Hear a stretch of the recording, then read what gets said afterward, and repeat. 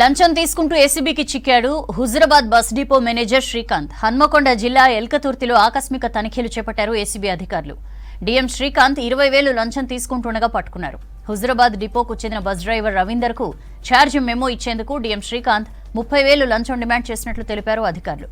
30,000కు గాను 10,000 ఇవ్వగా మిగతా 20,000 కోసం ఒత్తిడి చేయడంతో ఏసీబీని ఆశ్రయించినట్లు తెలిపారు రవీందర్.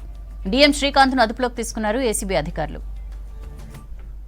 రోజు హుజురాబాద్ డిపోకు సంబంధించినటువంటి డ్రైవర్ రవీందర్ మా దగ్గరికి వచ్చి ఫిర్యాదు చేసినాడు. వివరాలు ఏంటంటే, అతను ఫిబ్రవరి నెలలో వాళ్ళ మేనమామ కొడుకు చనిపోతే ఒకరోజు ఇంటికి ఆబ్సెంట్ అయ్యాడు.